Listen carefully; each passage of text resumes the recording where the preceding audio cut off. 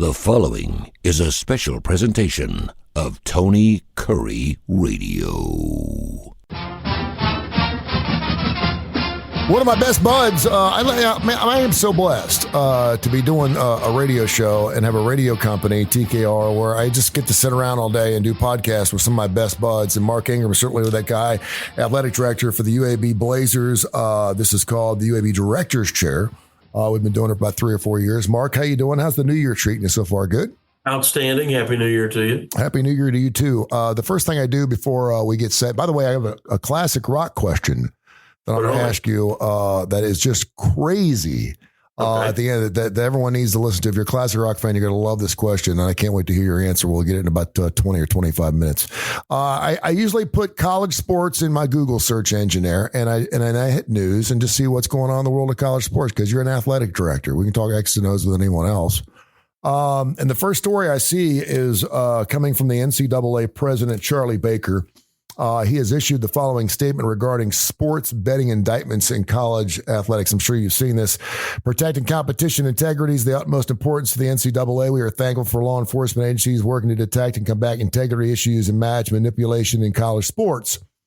Pattern of college basketball game integrity conduct revealed by law enforcement today is not entirely new information. Through helpful collaboration with the industry regulators, we have finished or have open investigations into almost all the teams in today's indictment. Enforcement staff has opened sports betting integrity investigations into approximately 40 student athletes from 20 schools over the past year. Then it goes on to mention that 7 schools have recently found to have been betting on their own performances, shared information with known bettors, and are engaged in game manipulation to collect on bets. You knew this was coming, and now there's this thing. What's it called? Poly Market or something? It's a betting source where you can bet on anything. It's just a prop bet thing. You can bet on whether DeSantos will say the word "son" during his speech today. I mean, there's all kinds. It's just a whole prop bet thing. And one of those is a company, and I don't even want to mention. It's not Kalshi. I don't want to mention the company because I don't want to give them any pub.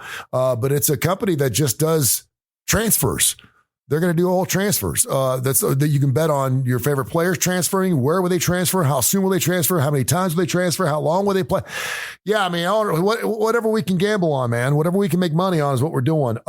Scares the bejeebers out of me. Yeah, listen, I'm 60 years old in March. I've certainly had some action on some games. I've put a little wager on some things when I go see ball games, and even before it was legalized, and it certainly isn't here in Alabama yet. But what's your overall thoughts as an athletic director, knowing that this is actually happening? And when I see 7 kids betting on their own performances, that scares me. Yeah, I think that. Look, I don't gamble, and it's not because I'm, morally opposed or anything. I'm not good at it. And I've never been a good card player or any of those kind of things. So that's why I don't do it. And I don't like to lose my money. So, that's a bad combination, being bad at these things and having a fear of losing money. But my point is, I don't think that people that gamble or bet on games are, bad people or anything. I just want to try to make that clear. Sure. But I think that by introducing all these things, our athletes have always been susceptible to this. But I think the more it's become legalized, the more it's become normalized and accepted. And thus it makes it a more normal, comfortable conversation that people are having with these kids. And I think these student athletes are being preyed upon.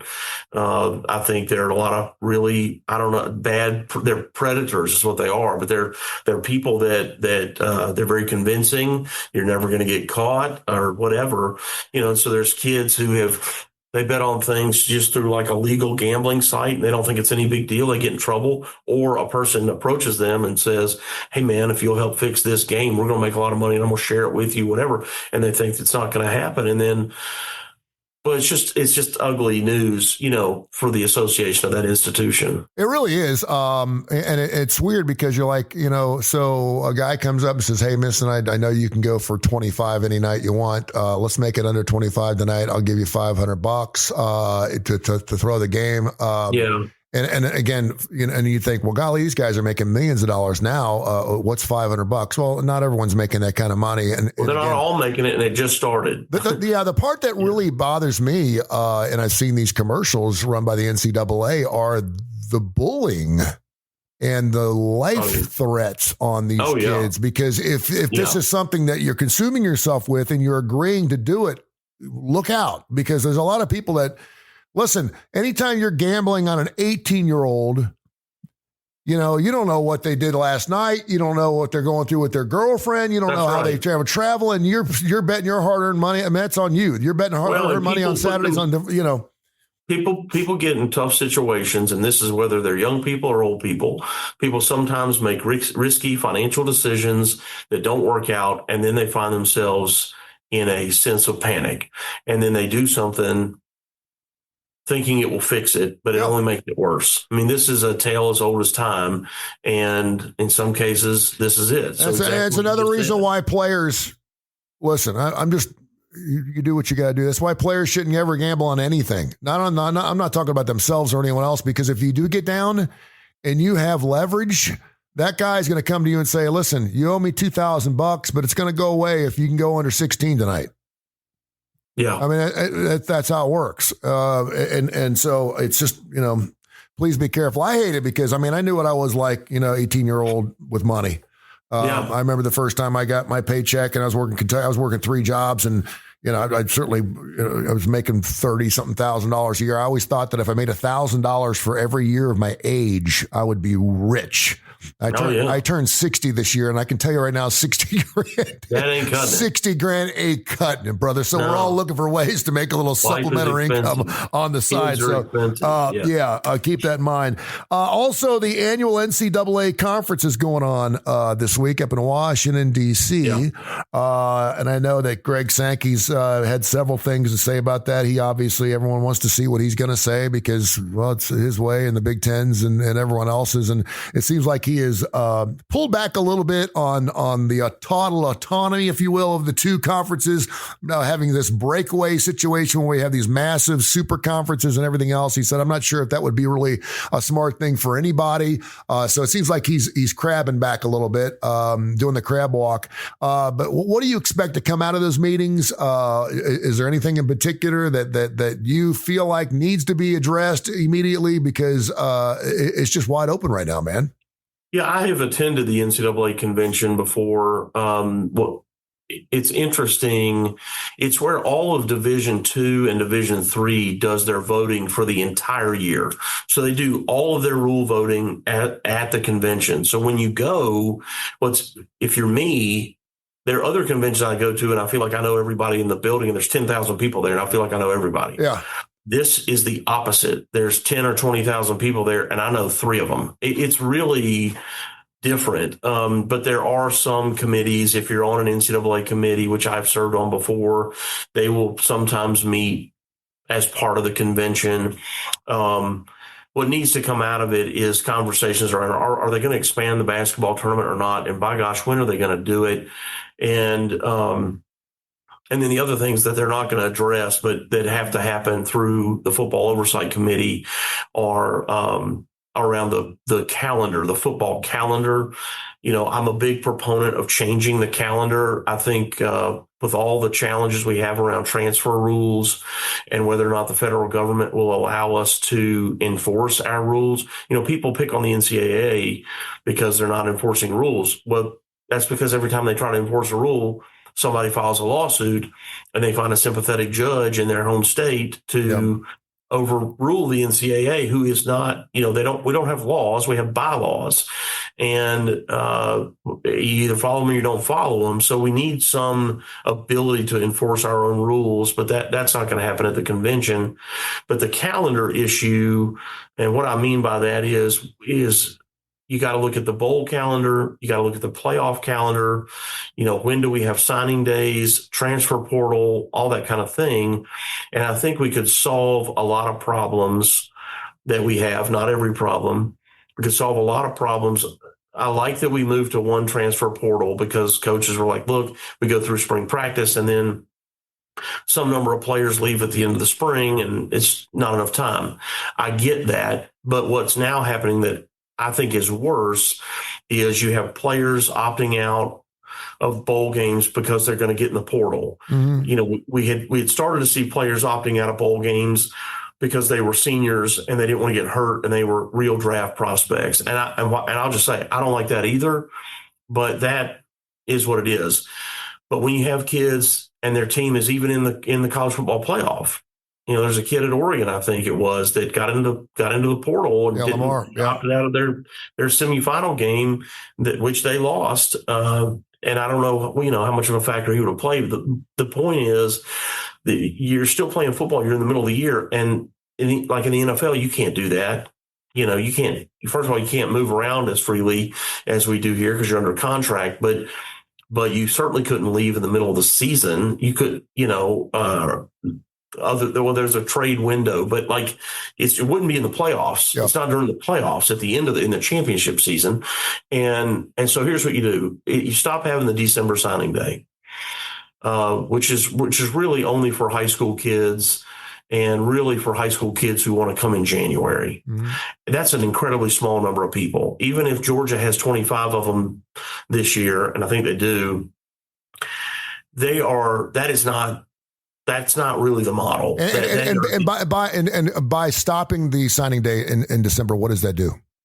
Well, schools like us who made a change in the middle of the season because we had to get in front of recruiting feel less inclined to do that because when you do it, I can tell you personally, and I know that I'm speaking for anybody else in my situation, none of us think that we're giving up on the season for the existing team, but that is a message you are sending whether you intend to or not. Yep. And so we too frequently think about recruits or the next player and not enough about the ones we have right now. And so the experience of the team that we have right now is critically important, and we don't give them enough. We don't pay enough attention to that on this topic. So December signing day goes away. Well, so now there's a little pressure off of that immediate need. Now, then I say you keep the one portal window, but you make it the spring. Yep. And some coaches will dislike that, but here's the value in that. Again, I wouldn't be so panicked and worried about trying to get coaches in and settled and recruiting because of this January 2nd portal date. If the portal date wasn't until called the end of April, coaches could come in. They could, you know, we'd have time to get the staff together. Anybody that was playing in a bowl game, they could do that. The staff could do that, even with like the Lane Kiffin situation, with all the grief he got for leaving Ole Miss and going to LSU. He could have stayed at Ole Miss. Yeah. And then and that hire could have occurred now. And it would not have impacted them at all. And so you go back to the old February signing day, and it doesn't have to be the first Wednesday. Why does it have to be the first Wednesday? It could be the third Wednesday. It could be March signing day for high school kids, for the high school seniors that are going to come next year. Okay, so you don't and so here's the deal in spring practice and the spring portal. You don't have spring practice. You don't have it.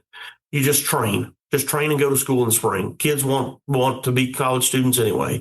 Train and go to school. Spring has turned into, I mean, we don't even have spring games anymore anyway. But now they're all here in June and July anyway. Yeah. Do those practices in June and July. Say we're going to have 15, what we call OTAs, nice, good looking OTAs, official team activities.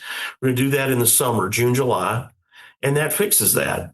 Listen, it's not perfect, but it'd be a lot better than what we have right now. There's no doubt. And so things like that, coming back to your question, that's long-winded, are what hopefully are being discussed at the convention. But I know the basketball tournament expansion has been a big part of it. UAB Athletic Director Mark Ingram joins us here for the UAB Director Share. What is the holdup on expansion? It's funny because I don't think people get it. Like, they're going to expand that. And I keep telling people at the starting lineup, I'm doing our TV show, which you've been on, and you'll be back on whenever you want to come on. And they're like, we don't need any more. And I'm like, listen, of all the sports, it's only like 11% of all the teams make it in, and it's the lowest percentage of anything. I mean, in NBA, hell, a third of the teams make it. It's not. And the more the merrier. I mean, of all of the sports to have it in, or Cinderella, the name Cinderella is only said once a year, and that is in March. So what's the holdup? Well, just like the people that you're talking about on your TV show that say don't do it, there's enough people, particularly at the P4 level, that don't want it. They don't want us in it. They don't want us in that tournament because they know that we could beat them. They can't afford that. That's ridiculous. They can't afford to lose to Cinderella. Like, all of us as fans love watching it, and the Cinderella games are, in a lot of ways, the most fun to watch. And seeing the St. Peter's Peacocks make a run is a blast.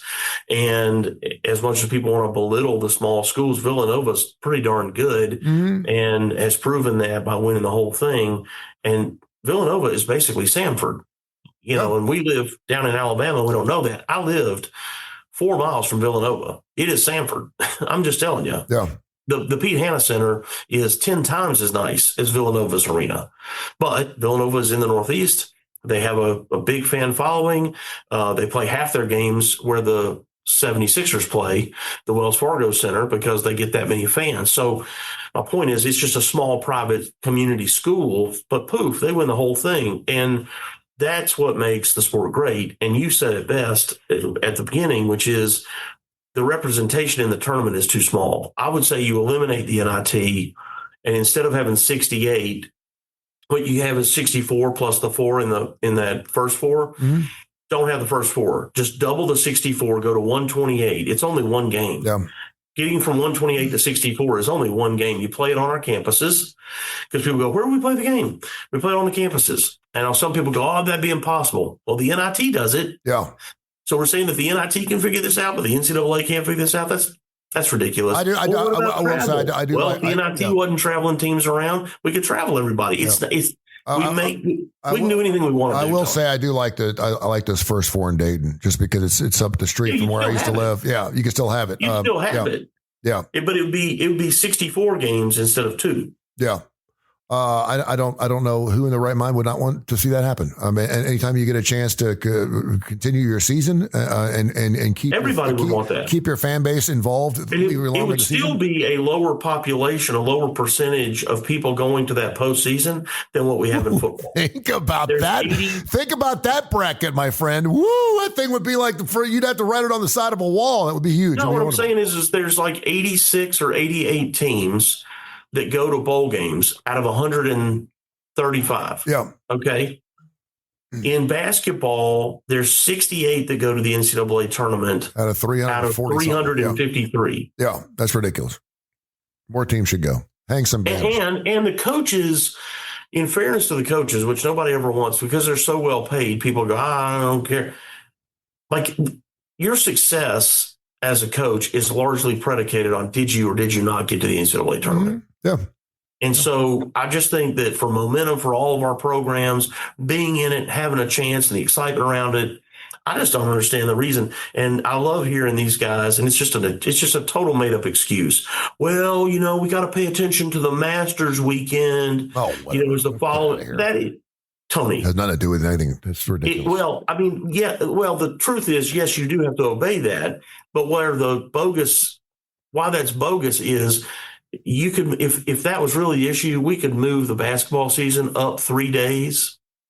You said we can't move the basketball season and start game 1 3 days sooner, and then problem solved. That's not even a case for me. This could be the last show we do before the national championship game coming up on Monday night on the 19th. Miami to Indiana, and I bring this up because we have been talking about gambling. That line was 6.5. It seems like everyone and their mother's loving Indiana. I think it's up to like 8.5 or 9 right now, which I think is really interesting. Miami, of course, the 10 seed.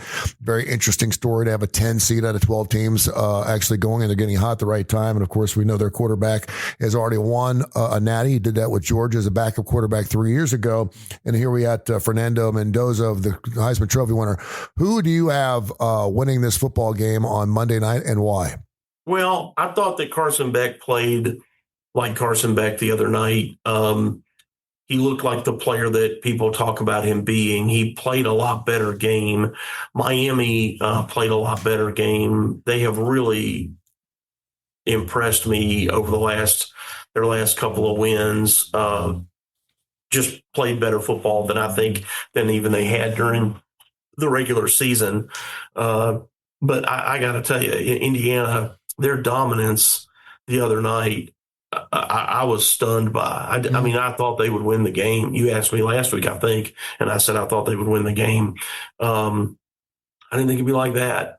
No, they do not make mistakes. I don't know how you go against Indiana. They're just so consistent. Yeah. They don't make penalties. They stay in front of the chains. They just do everything right. They're really hard to get flustered too. What I don't think people out remember, they got 47 seniors from last year that are still on this team.